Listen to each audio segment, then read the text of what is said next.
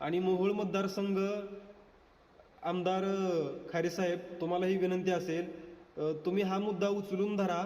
आपल्या मोहोळच्या शेतकरी बांधवांना तुम्ही मदत मिळवून द्या, त्यांना न्याय मिळवून द्या. जय जिजाऊ, जय शिवराय, जय शाहू, जय शंभूराजे.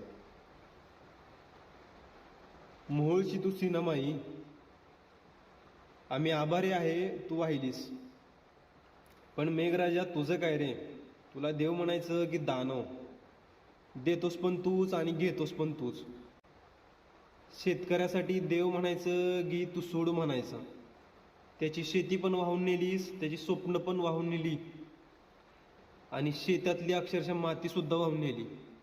त्या शेतीच्या जीवावर ज्या शेतकऱ्यानं स्वप्न पाहिलं होतं, माझी लेक डॉक्टर बनेल, माझा पोर साहेब बनेल, आणि त्या शेतकऱ्याची स्वप्न सुद्धा वाहून नेली की रे.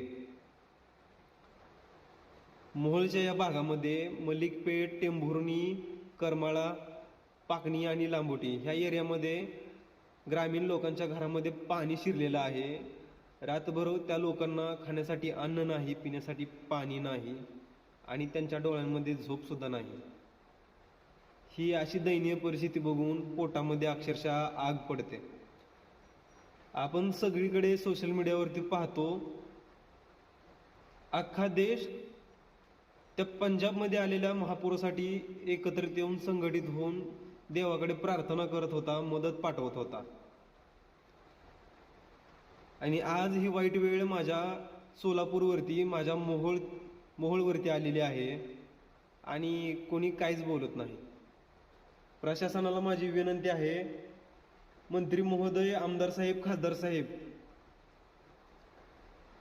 खुर्चीवर बसून, गाडीतल्या सीटवरती बसून ही शेतकऱ्याची दयनीय परिस्थिती, शेतकऱ्याचा हंबरडा, त्याची वाहून गेलेली घरे, त्याची शेती, ह्या गोष्टी दिसणार नाहीत. तुम्ही बांधावर जावा आणि महसूल मंत्री साहेब, माझी विनंती असेल तुम्हाला, आपल्या महसूल विभागाला लवकरात लवकर खडबडून जागं करा. महसूल अधिकाऱ्यांना आदेश द्या, शेतकऱ्याच्या बांधावरती जाऊन शेतकऱ्याचे पंचनामे घ्या, त्यांना होईल तेवढी मदत करा. शेतकरी म्हणजे आपल्या देशाचं भविष्य आहे. आपल्या देशाचं भवितव्य हे तुमच्या हातात आहे.